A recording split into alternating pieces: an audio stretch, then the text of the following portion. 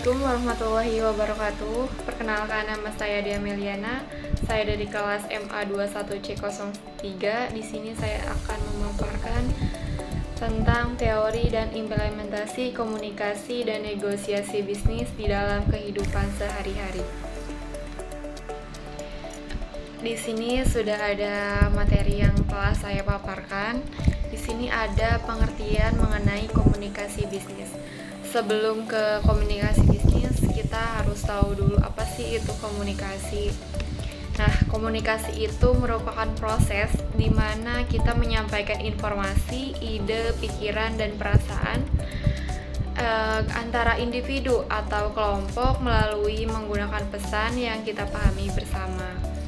Nah, di sini komunikasi bisnis itu merupakan proses pertukaran ide atau pesan dalam konteks bisnis untuk mencapai tujuan tertentu seperti efisiensi operasional, pengambilan keputusan yang lebih baik. Nah, dan pembangunan hubungan yang positif antara karyawan, manajemen, pelanggan, dan pemasok, serta pemangku kepentingan lainnya. Di sini komunikasi bisnis mencakup berbagai bentuk komunikasi yang digunakan dalam organisasi untuk memastikan bahwa informasi yang relevan disampaikan dengan cara yang efektif dan efisien. Di sini ada elemen utama dalam komunikasi bisnis. Jadi di dalam suatu komunikasi bisnis itu ada unsur-unsurnya nih. Nah, apa saja sih unsur-unsurnya? Di sini ada pengirim, pesan, saluran, penerima, dan umpan balik. Saya jelaskan satu-satu ya. Di sini ada pengirim. Pengirim itu orang atau pihak yang akan mengirim pesan.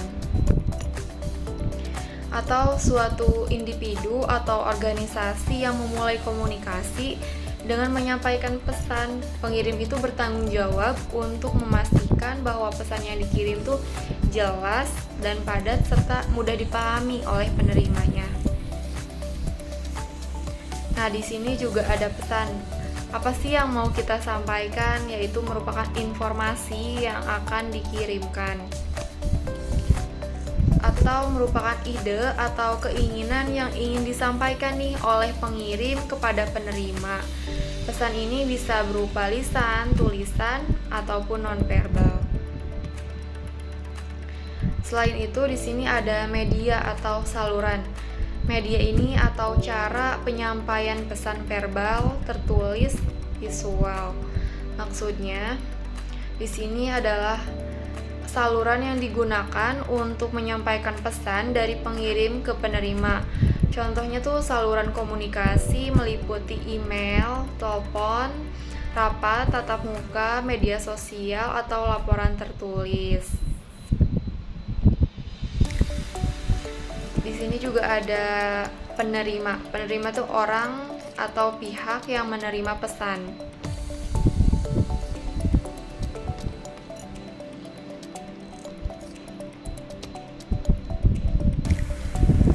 Selain itu, di sini ada umpan balik, di mana kita tuh harus merespon dari penerima terhadap pesan yang akan diterima. Next, ke jenis-jenis komunikasi bisnis. Di sini pertama ada verbal, di mana komunikasi verbal itu merupakan komunikasi lisan yang terjadi secara langsung atau melalui telepon. Contohnya bisa pertemuan tatap muka, presentasi, atau panggilan konferensi. Nah, di sini ada juga nonverbal. Nonverbal itu yaitu merupakan komunikasi melalui bahasa tubuh, ekspresi wajah, dan gerakan. Contohnya tuh sikap tubuh saat rapat ataupun kontak mata. Nah, selain itu juga ada tertulis, di mana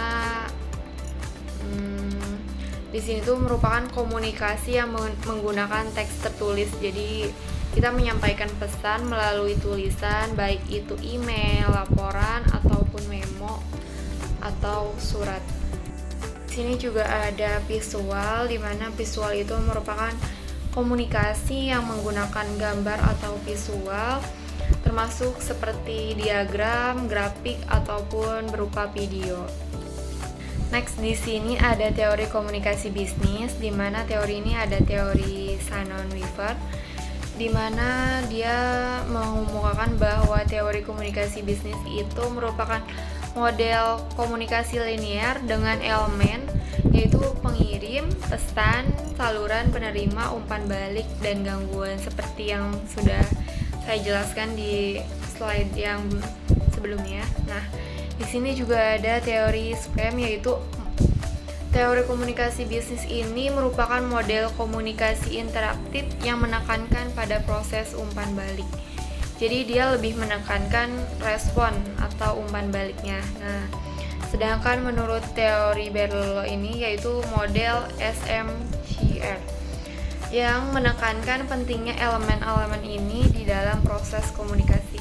Jadi di dalam proses komunikasi itu sangat penting elemen-elemen atau unsur-unsur yang ada di dalam komunikasi seperti tadi pesan, pengirim, saluran, penerima, dan juga umpan balik. Di sini ada implementasi komunikasi dalam bisnis.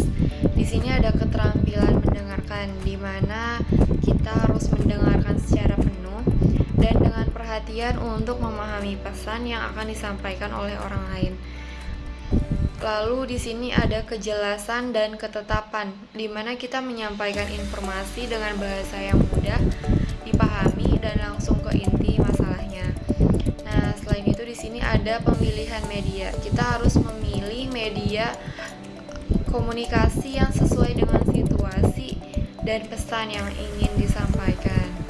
Selain itu ada umpan balik, yaitu memberikan respon yang membantu menerima untuk memahami, meningkatkan performa atau hasil kerjanya. Selain itu ada pelatihan dan pengembangan, yaitu melatih karyawan dan manajer untuk meningkatkan keterampilan komunikasi mereka. Dan ada menggunakan teknologi, yaitu menggunakan alat atau platform teknologi untuk mendukung komunikasi yang lebih efektif dan efisien. Contoh kasus komunikasi bisnis. Ada komunikasi efektif dalam tim proyek. Contohnya itu kita menggunakan pertemuan rutin untuk memastikan semua anggota tim memiliki pemahaman yang sama tentang kemajuan proyek. Yang kedua, ada contoh penyelesaian konflik melalui komunikasi terbuka. Contohnya menggunakan mediasi untuk menyelesaikan konflik antar departemen. Lanjut ke negosiasi bisnis, di mana di sini negosiasi bisnis adalah proses interaktif di mana dua pihak atau lebih yang memiliki kepentingan yang berbeda atau bertentangan berusaha mencapai kesepakatan yang saling menguntungkan dalam konteks bisnis. Proses ini melibatkan pertukaran ide, penawaran, dan konsesi untuk menyelesaikan perbedaan dan mencapai tujuan bersama.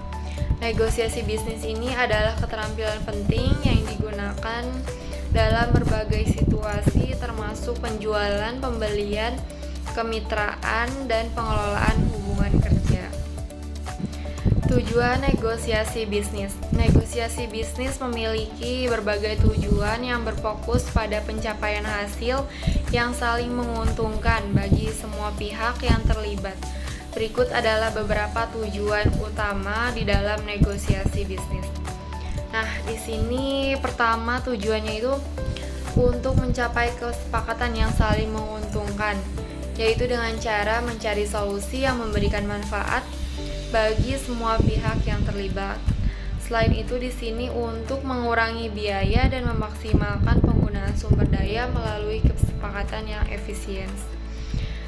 Membangun hubungan yang kuat dan positif dengan mitra bisnis, pelanggan, dan pemangku kepentingan lainnya.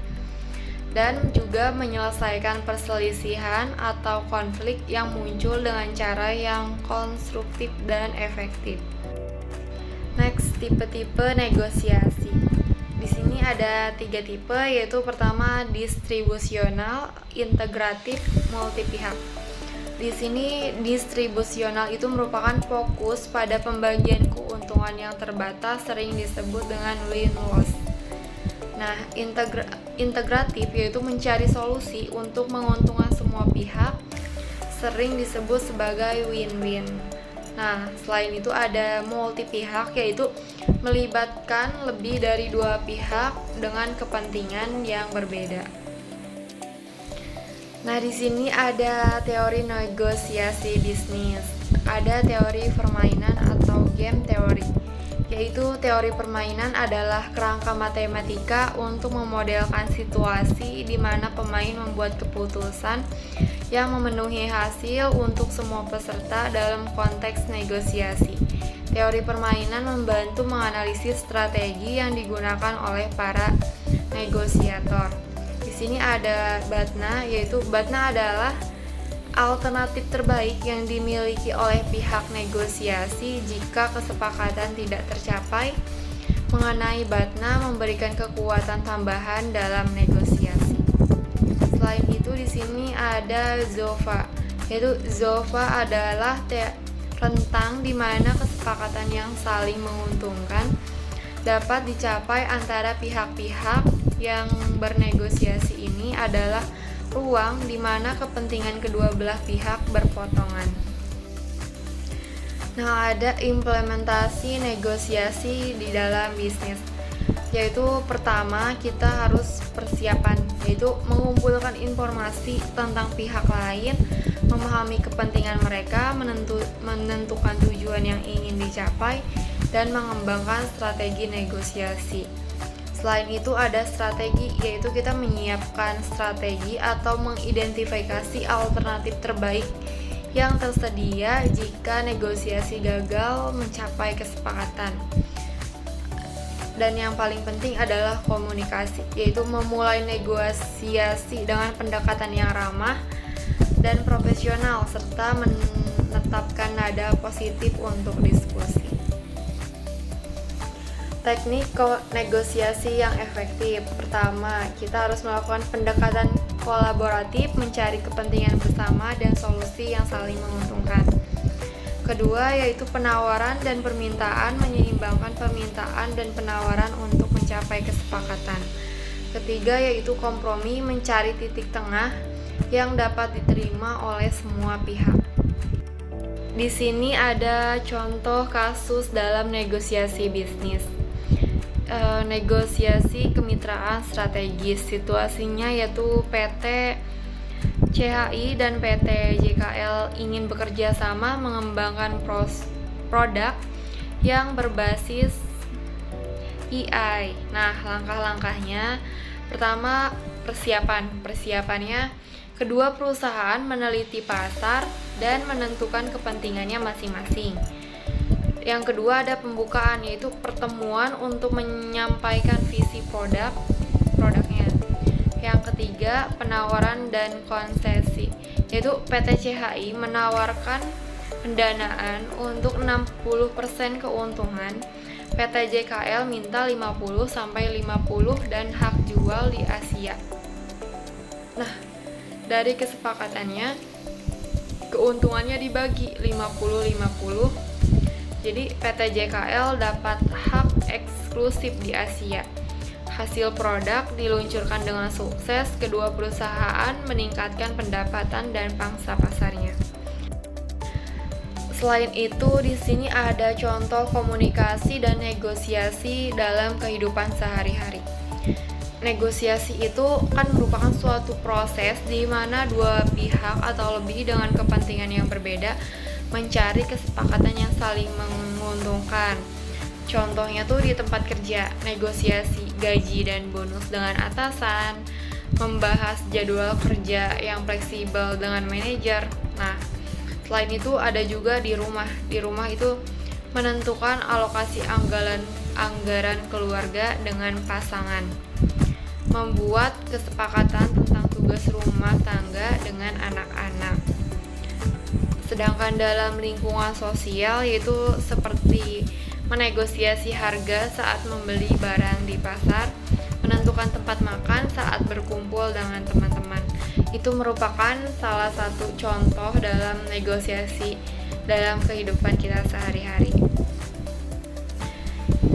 Next, di sini ada tantangan dan solusi. Tantangan apa sih yang dihadapi? Di sini pesan yang disampaikan tuh bisa saja salah diinterpretasikan oleh penerima yang dapat menyebabkan kebingungan atau konflik.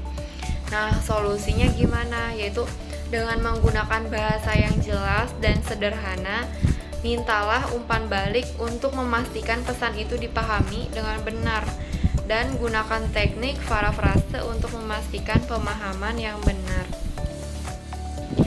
Kesimpulan dari implementasi komunikasi dalam kehidupan sehari-hari ini dapat dilihat dalam berbagai konteks seperti di tempat kerja, rumah, dan situasi sosial.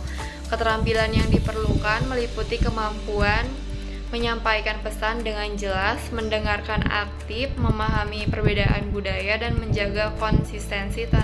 Tantangan utama dalam komunikasi termasuk misinterpretasi pesan, kurangnya mendengarkan aktif, perbedaan bahasa atau budaya, dan komunikasi yang tidak konsisten. Solusi yang mengatasi tantangan ini mencakup menggunakan bahasa yang jelas, mendengarkan dengan aktif, memahami budaya, dan menjaga konsistensi dalam komunikasi.